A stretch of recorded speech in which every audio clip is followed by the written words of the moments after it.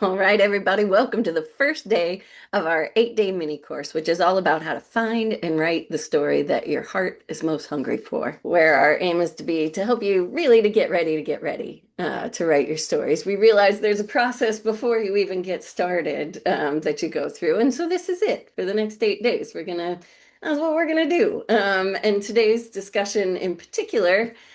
Kelly and I are going to be sharing our best tips for how to find and or decide what the story that you have to write, but before we dive into that, for those of you that are brand new here and don't know us, I'm Holly.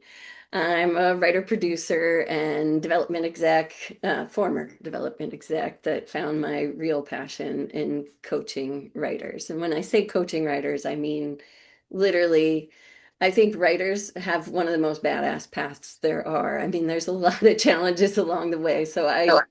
It's not just helping them with their writing process, it's helping them with themselves through the writing process because that is a thing. The self-management, especially of our inner critics, holy schmoly. So that's that is what I do. And I've recently partnered up with Kelly officially, and she will introduce herself and yeah, go Kelly.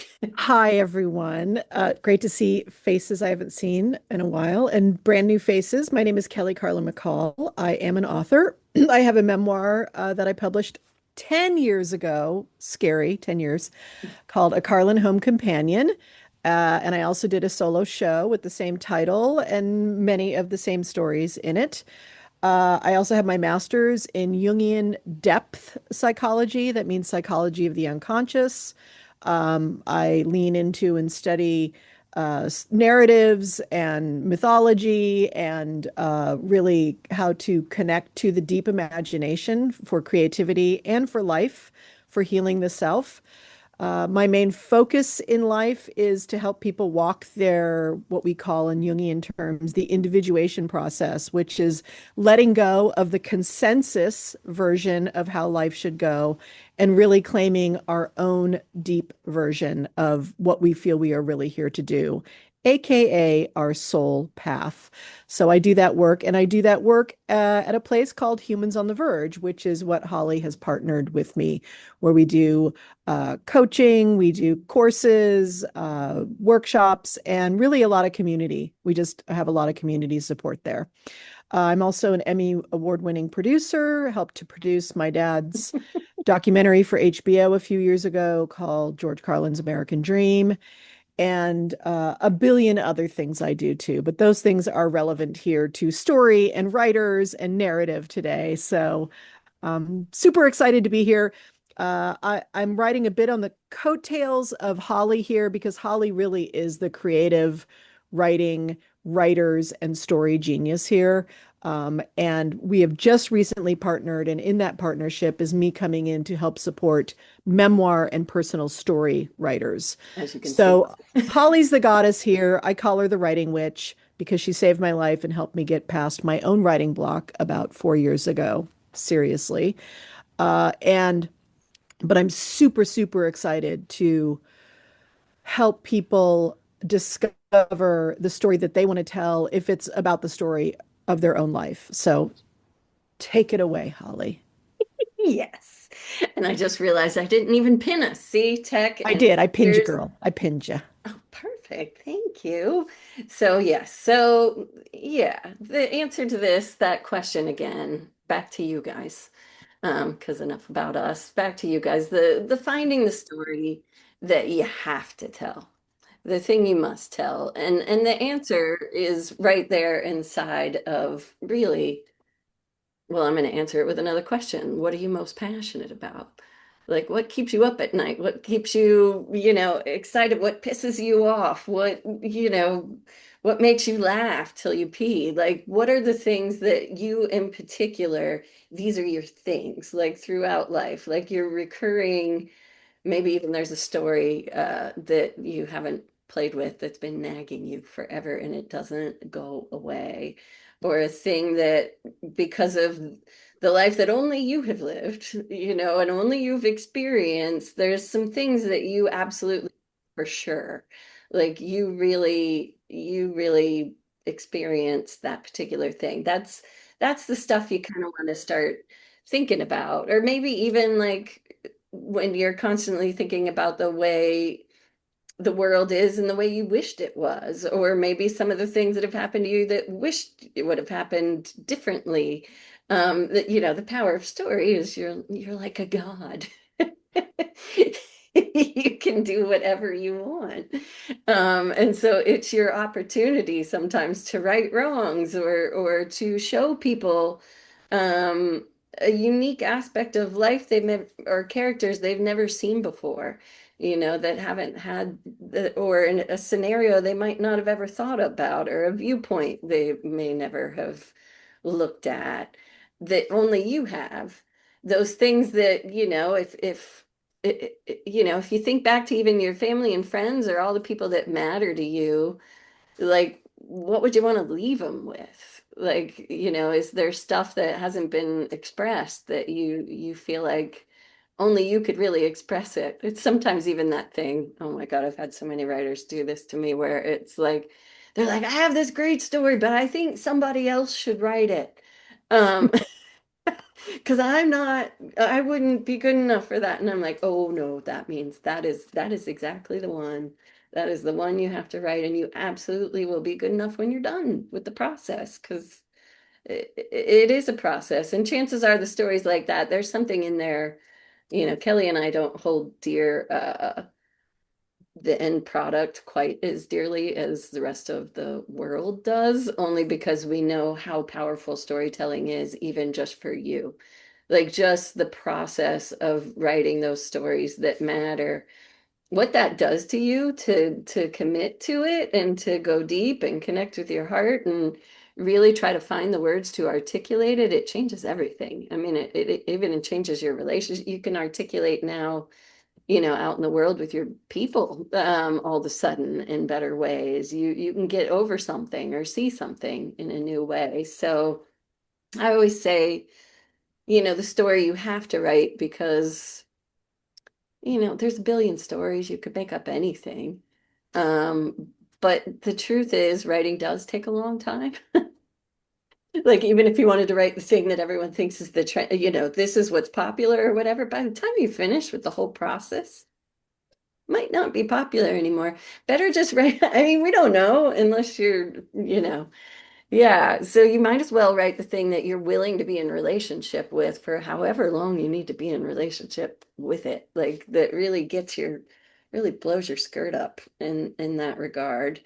And we're going to give you examples of what we mean, Kelly and I. So I'll start with one of mine, and I'm gonna kick it over to Kelly because, as she mentioned, I have definitely my specialty has been more with helping people with fiction, and hers with memoir and true story and solo shows and all that good stuff, the stuff that has you be out in the world in that way. Um, so yeah, so an example of how I have turned, a passion or a thing that bugged me or stuck in my craw, or things that lifelong lessons into fiction, is the example of a story I'm working on right now. I've actually been working on for years, but I just recommitted to it. And it started because one of the things that I know for sure, like that I have a unique experience with, I think, is I know what it feels like to be stuck in the middle of sort of competing, let's say propaganda, uh, competing groups of propagandists, whether professional or just in your life and your family and whatnot. Because I come from a family of, I've got three sets of parents. And then I'm just going to go ahead and say four sets of parents, because the fourth set I would say are my artist tribe. I was raised by these three sets and then this artist tribe, and none of them could be anything alike. And so I was always privy, because I was a real affable person and just kind of easygoing. And so I ended up really knowing what people thought truly from multiple, groups that we would box people in, and oftentimes I would be stuck in Yeah. the middle, oops, watching the miscommunication that unfolds and watching the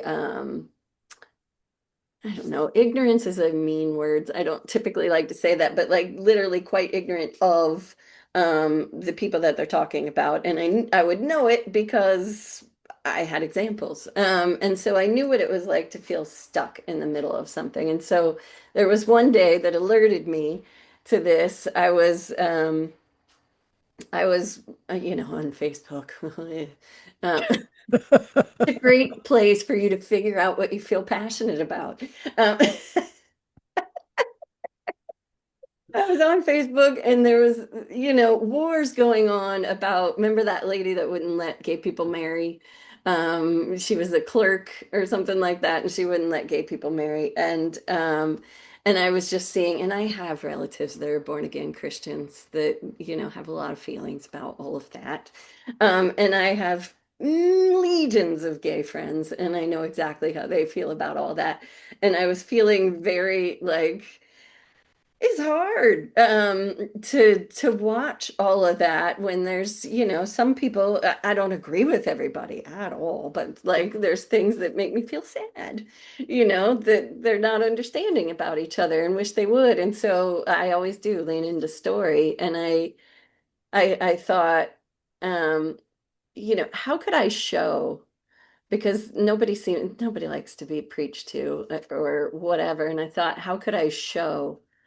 Um, that nothing is quite as it seems in those conversations, you know? Mm. And I thought it's by bringing it down to real people and real characters that you could fall in love with and so I started thinking, okay, let me make it instead of this world conversation, let me make it a small town. And so I made it a small town in my mind. And then I created this character, not unlike myself, who was, she had been in New York doing her thing and came back to her small town only to end up, like she was frankly seeking the comfort of her theater, her local theater there that she had left years ago, that was run by her two gay best friends. But she comes smack dab into the middle of a fight between her two gay best friends running this theater that she needs and her aunt that she's going to be staying with, who raised her like, and was good to her, but has become very extreme over the years, and now she doesn't know how to deal with this situation. And I thought, well, that's how you could show, and she's going to get herself into all kinds of trouble. And there's lots of themes, and I'll use this one as the example throughout when we start talking about other topics. But that's how, for me, I backed my way into something I feel very passionate about and want to express and would like to scream on social media about a lot. But instead, I pulled back and I'm like, no, let me sink into something that's a thoughtful story that won't have any easy, cute, and it'll just show a lot of things. And ultimately, it'll show a character that has to finally, sooner or later, just stand up. And as much as she rejects it, sort of pick a side while still being as compassionate as she can possibly be to not everyone, but certainly those she has a long, long loving history with. So yeah, so that was one way that I used fiction. And when I first had the idea, by the way, that's why it's taken me so long to write it. It scared the living shit out of me because Mm. it was scary. I was like, I don't know if I could do this. I was just scared to expose myself in that way. I'm long since past all of that. And that's again what story can do for you. So I'm ready to I'm ready to have a lot of fun with that story in the way I fully meant to. But anyway, that is me, and that's just one example of how you could go with fiction. But Kelly, you want to share some of your process?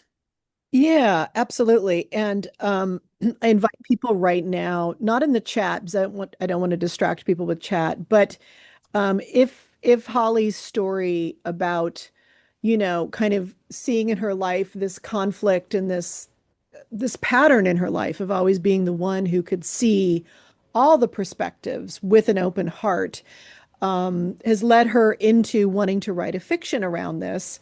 And sometimes it comes like that, or it comes with a character, or something like that. So just on your own piece of paper right now, because we're going to get into this discussion a little bit, write down what yours is. If you have something like that, or two or three, just want to give you 1 minute just to quickly write a note down.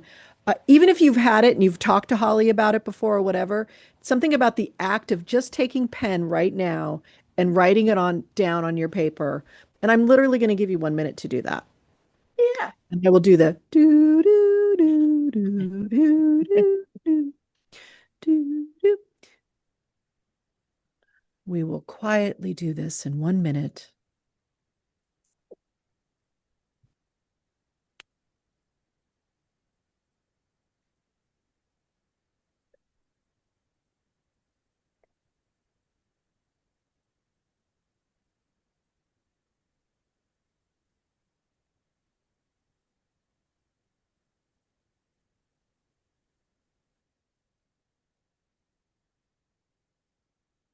I'm going to give you 15 more seconds.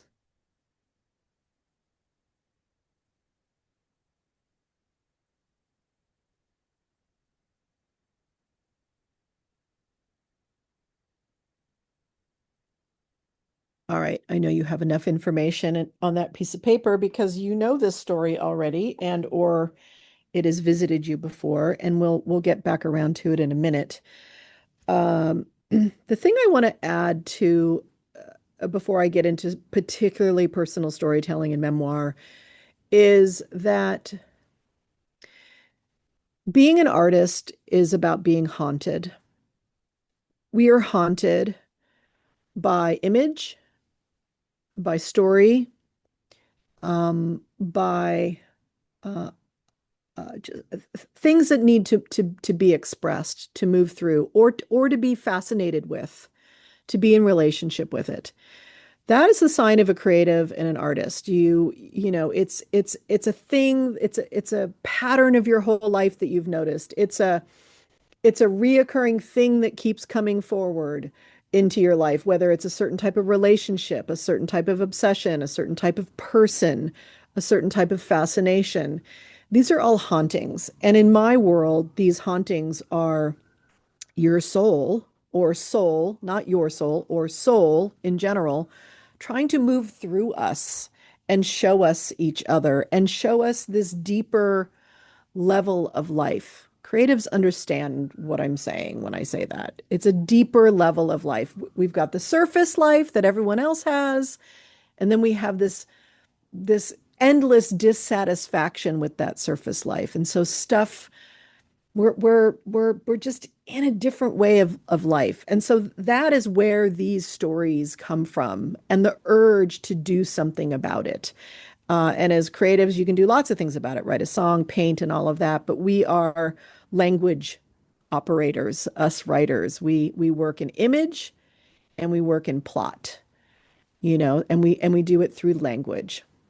And language is everything to us. Even if you don't feel like you're a strong writer, it does not matter. It's not the writing itself. It's that you are languaging this haunting into something that you can share with another person through words. So I just wanted to say that in general. And for me, the haunting comes in the form of needing to be seen and heard. This is my general haunting. A psychologist would call it my neurosis, whatever. But that's part of being an artist is we we're obsessed on some level. And I have the I need to be seen and heard version of that.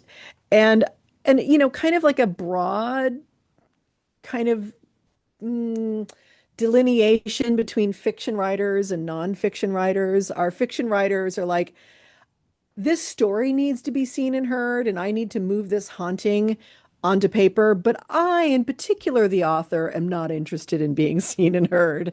Whereas people like me are like, not only do I have a story to tell about some aspect of my life or life, but I also am willing to be seen and heard in the telling of it. Because that's the thing about memoir and personal storytelling and solo writing. You are, hello, you are the thing in a lot of ways. Even though when you write memoir, It is not exactly you. It is still a very, uh, how do I describe it? Slightly fictionalized version of yourself, only because you are taking it from this lived experience and into language, and you have to pick a certain lane about your life to talk about. You Mhm. can't write everything that's happened in your life so that people go, oh, now I know Kelly Carlin-McCall and what her life is about. No. So when I wrote A Carlin Home Companion, I knew that I wanted to write about my own inability to figure out who I was and what I wanted and why that took me so long to do that. Mhm. And for me, it was partly because chaotic childhood and the shadow of a famous, kind of for some people, legendary father. And so I wanted to talk about my journey into finding my feet on the ground and finding some semblance of my voice, Mhm. because that was my journey up until then. And for me, you know if you're the person who needs to be seen and heard. You just know that about yourself. It's terrifying, you guys. I spent decades in the shadow, not being seen and heard. And that was the other thing about the book, was it was a way for the part of me that has never been seen and heard to be seen and heard finally. Mhm.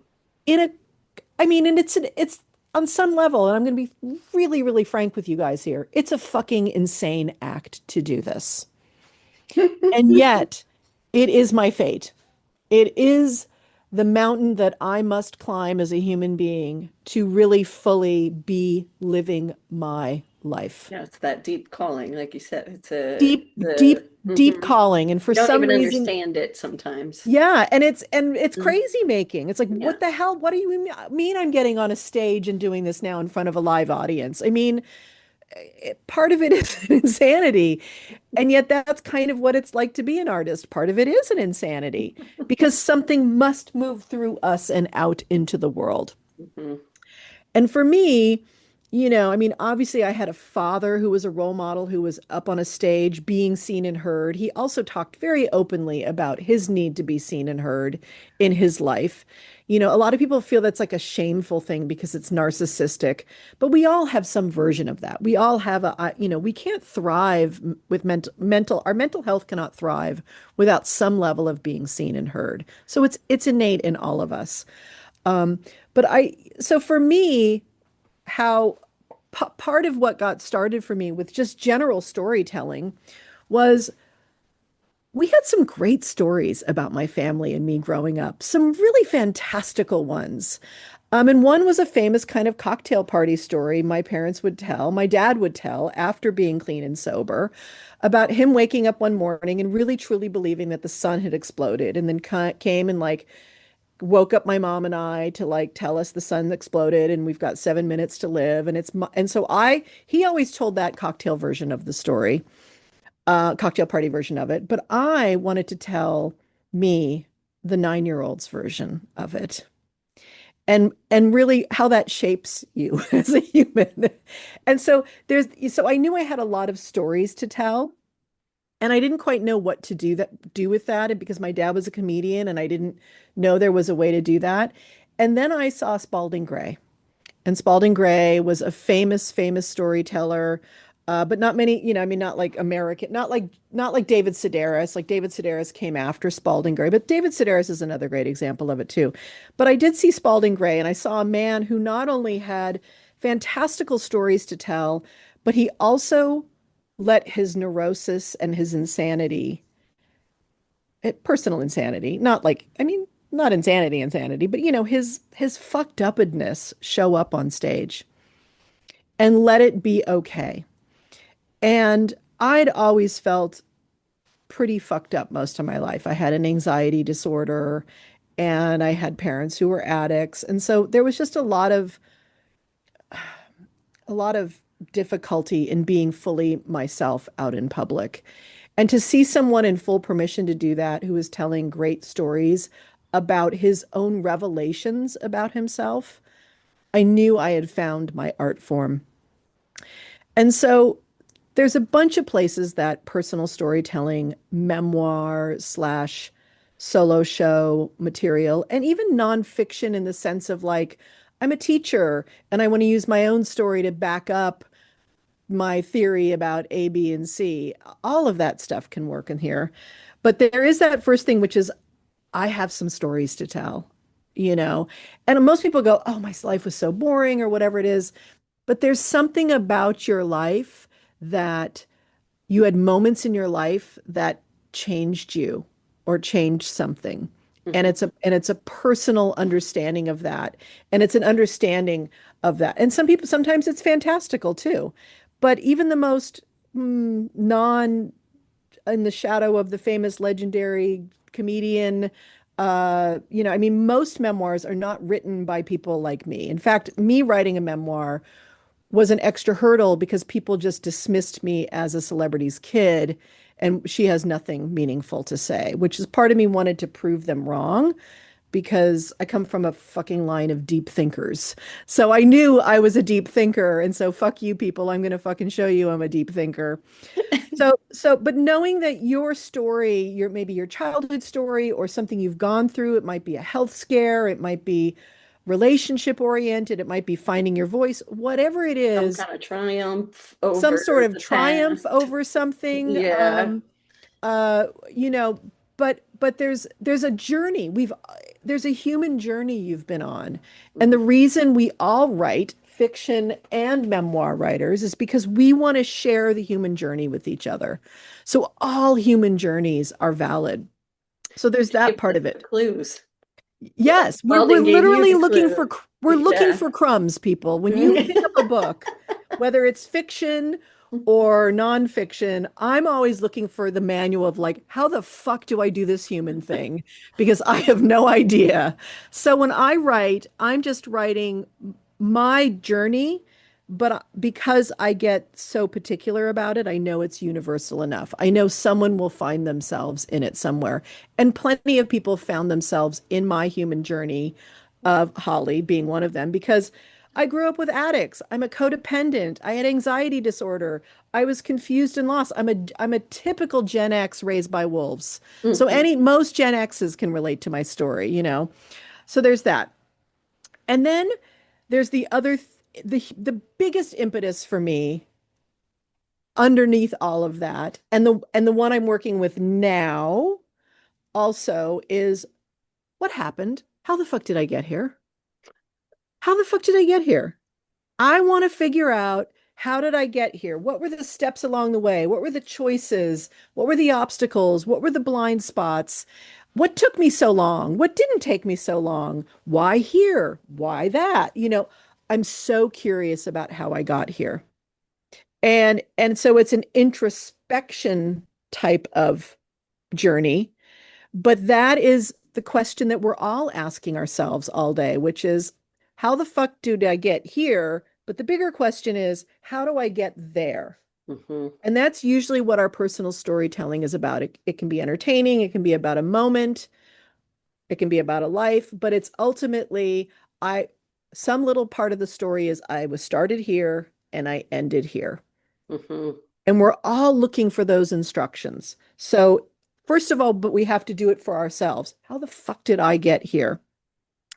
And then the other way I've discovered it is I just have an urge. Like I knew when I wrote my memoir, it was from my parents' meeting to my dad's death. And then my dad died. And then I started doing my solo show about my life with my parents. And then I got a book deal, and the memoir came out, and it was about them and me. But while I was in the middle of all of that, I was learning so much about myself and I was taking notes because I knew that no matter what, someday I would write that story of getting on a stage, standing in my dad's from the shadow to the light, figuring out my relationship with fame, figuring out how to be on a stage, figuring out all that kind of stuff. And then getting burnt out from it and having to see what else is right for me, what else is in my life. And and so as I was living it, I also knew that I would write this at some point. And so then about 5 years ago, I got to that point. Actually, about 7 years ago, I got to that point. And it didn't work out for me. My second book deal didn't work out. And so I put it on the shelf, got huge writer's block around it, but it is still in me. It won't leave me alone. So now I am starting this year, actually this month, with our whole year-long program people, and starting, I mean, I've been working on it. And that's my point is that I've been working on it for about 3 years to really figure out what it's about. It's like Holly said earlier, she kind of picked it up and she put it down. Sometimes we dance around it, but it won't leave me alone. It's haunting me. So that's the memoir part of it. And and that's the how you know you must write about your life version of it for Yeah, me. and that's a constant, it seems like with the true story, it's a constant narrowing of what is it? Like I think it took with Kelly's first one, ultimately to me, when I read it, it felt like oh, this is a roadmap to what it takes to get out from under somebody else's shadow, which all of us can relate to in some way. If we've got larger than life parents, they don't need to be famous, or somebody in your life, some force in your life, or even the church or the this or the that, Well, some I would say just institution. consensus reality, Mhm. that version that us artists, we look out at the world and go, well, that's a bunch of fucking Yeah, bullshit. yeah. So that, and that's what came from her willing to keep digging, digging, digging. But it's like, yeah, with the personal memoir, it's like she said, you can't just loosely tell your whole story. It's you're claiming a point of view on something, you're gonna show that you came to at some point, like there's some sort of lesson, there's some sort of something that was gotten to the other side of. Um, And so I would just offer a minute right now, just for those of you who are thinking about memoir or personal story, and just write a few notes down on a piece of paper about the thing that wants to be seen and heard, or the thing that keeps nudging you, or maybe it's a relationship or something. Just going to give you a minute here just to take a note about that.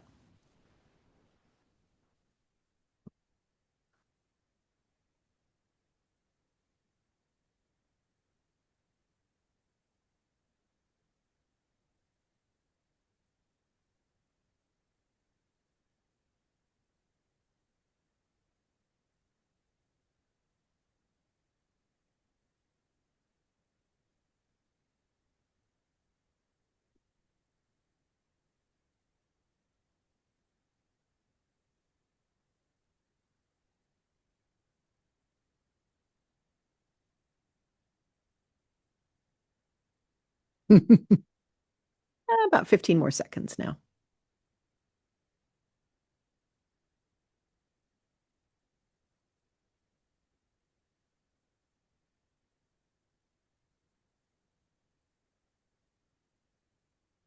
Okay. right. Welcome back, everybody. Um, So yeah. so we're going to do a little Q&A. I think that's kind of our basic unpacking. We're doing mini bites here. That's why we're doing eight Yeah. days of these things. I mean, we could talk for 10 hours about the whole Beginning process. of the conversation. Yeah, but we're just wanting to kind of take a small bite today, which is around how do you figure out what's in your heart? Remember, for Holly and I, it's the story your heart must tell. Mhm. It's a kind of a non-negotiable is what it is. It's a, Yeah. it's a definite non-negotiable as an artist, as a writer, and even if you're just venturing into this world of creative writing, you are here because some part of you wants it probably is it's non-negotiable for you too. So, Yeah. And and my little philosophy on all this is that's how you take the risk out of, all that time you're going to spend on writing as well. Because if you write the thing that your heart wants, the success is baked in, I promise you. yep. No matter what this road leads you down or how far it go, whatever, however it ends up, the success is already baked in because if you're working on what your heart wants. Yeah, and the reality too is, I mean, Holly and I come from the entertainment industry, where a very small percentage of people actually have success, and it's the same thing in the publishing world. Mhm, There's a lot of books being published every day, and there's very, very, very few people who's, you know, is noticed by everybody. It doesn't mean they're not doing quality work, mhm, you know? So therefore, the process has to be about something more than fame, than a big paycheck, than getting to be and part of that is always inside of us. There's some part of us that sure wants that, but the only guarantee is that the process will change you and will also it's for me, writing my story has been one of the biggest acts of self-care in my entire life. It's me as well. I concur. All right. Eh, So yeah. you want to open it up? I mean, Before we open it up, I just want people to know one thing for all the newbies here. Um, we do have a year-long program. Like I said, we were starting a year-long program, and we're not going to tell you about that today. But if you are curious about a year-long program and you know that you kind of already know what story you want, and you're hungry and you want to like get some information about that, just let us know in the chat. Just say, I want to know about the year-long program or something like that in the chat. reach And out. Yeah. Holly and I will get to you and we will send you a link to get on Holly's calendar because she's the one who designed this. It's a robust, comprehensive year with lots of different stuff. So we don't want to take time with that. But I And did want it's to let going to be people know. limited. So in Yeah, case and we only anyone have we wants only have to. a certain amount of slots. So, but part of the reason we're doing this is because we want the people who are really hungry for it to actually show up for it. So I just wanted to let you know about that before we start with the Q&A. No, yeah. And for those of you that are looking for some support but not sure about a year-long program right now, we should tell them about the retreat. Yeah. Holly and I are walking people through a weekend in 2 weekends. It's the September 19th through the 21st, where we will walk you through beats of your story.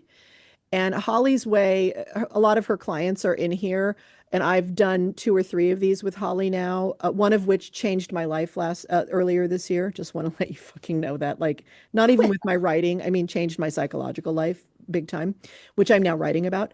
But basically, we're doing this. We are going to help you with the beats of your story, whether it's fiction or personal storytelling. And it's a great way. You're not going to be on Zoom all weekend. She gives you a bunch of prompts. We go off and we do our writing, and then we come together and we just talk about what we've discovered and what we're doing, what we're discovering in the moment. And this woman is, as some people have said here, including Leslie, her process is really, really potent and powerful. So we just wanted to let you know that before we're here at the end of the hour. And we do have a link for it, and Holly will put that in the chat for you. And we will stick around also if you have questions about this weekend. Um, so just to honor those people's time, and for those who are hungry for like, yeah, I want to go to the beat part. I want to do the beats of my story. I want to figure out where it begins and ends loosely right now. So Uh, anyway, that was a little yeah. commercial. That was a little PSA for those people. And now we can turn back to answering questions. Thank you, And Kelly. Holly's got the link in the chat there. All right, so that's it. That's it. For those of you that are watching the recording, we're going to move on to the Q&A section that's live. But join us tomorrow. We're going to be talking about the decisions you might want to make about whether you want to write fiction or whether it should be a true story or a memoir. So we hope to see you there. Okay, bye.